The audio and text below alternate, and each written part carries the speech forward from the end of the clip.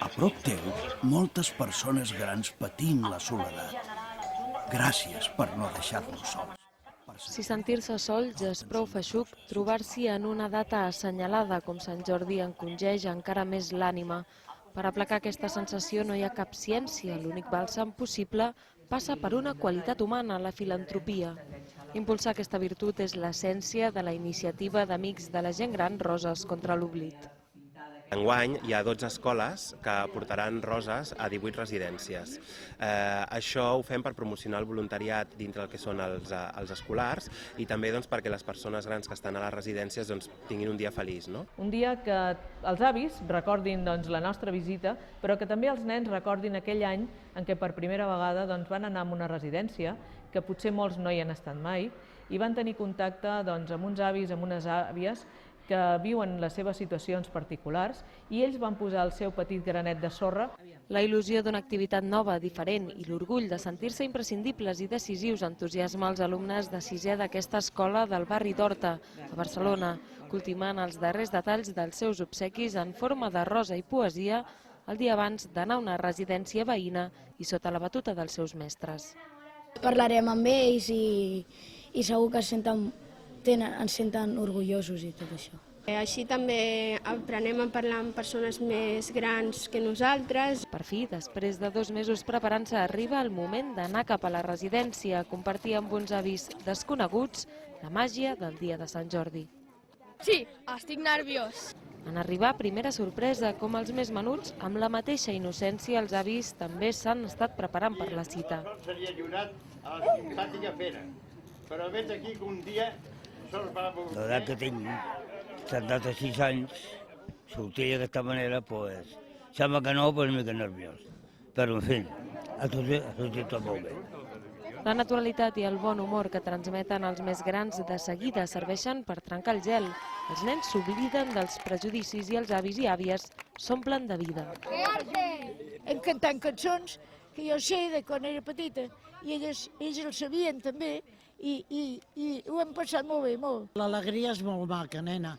En aquesta vida tenir alegria i bon humor és el millor del món. M'he relacionat amb molts avis i ells ho passen bé, perquè ells el que volen és que li donis carinyo. No es tractava de fer cap acte de solidaritat, sinó de fer una trobada de persones de diferents edats, però que volen saber uns dels altres. El millor, que tot plegat no queda en només un dia. La campanya ha servit per establir un vincle entre uns i altres. Els enviaré una historieta, perquè jo escric contes i faré una historieta basada en el dia d'avui, amb tots aquests nens tan simpàtics i totes mestres guapes. Treballar aquest lligam és la gran feina d'Amics de la Gent Gran, així com arribar a l'hora als avis que viuen sols. Encarnita, hola guapa, mira que és el dia de la rosa, el dia de Sant Jorge. El mateix dia l'Encarna rep la visita de l'Amparo Moreno, una de les famoses que col·labora amb Amics de la Gent Gran. Em sembla una cosa entranyable i avui venir a portar-li a una amigueta com és l'Encarna una rosa i un llibre, em sembla que fa germanor i això ens reivindica com humans a nosaltres. I de la Marta, que fa 2 anys que és voluntària.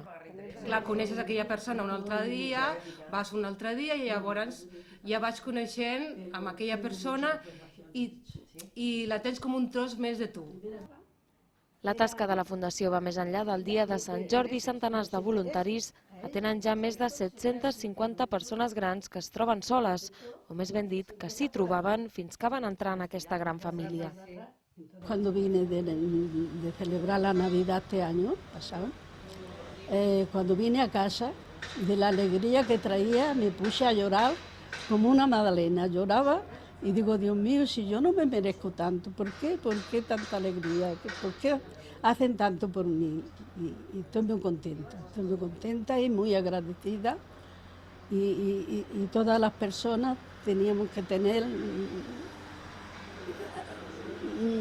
que se necessita ajuda. Quan uno se ve major, necessites que t'ajudi. Tenim 3 grans blocs d'activitat. Els acompanyaments, després les activitats de socialització, perquè la gent gran surti de casa i faci activitats, i fem sortides culturals, fem unes vacances a l'estiu, i finalment la sensibilització, perquè per nosaltres és molt important, perquè som conscients que no podrem acabar amb la soledat de les persones grans només enviant voluntaris, sinó que hem de canviar la forma en la qual la societat mira i entenen les persones grans.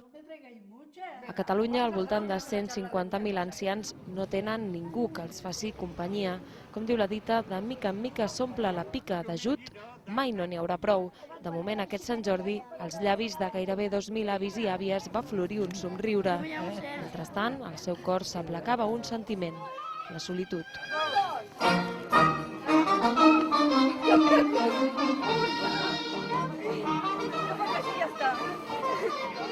Ella también. Tendríamos que hacer el paquete chocolatero. ¿No era de los que la arriba?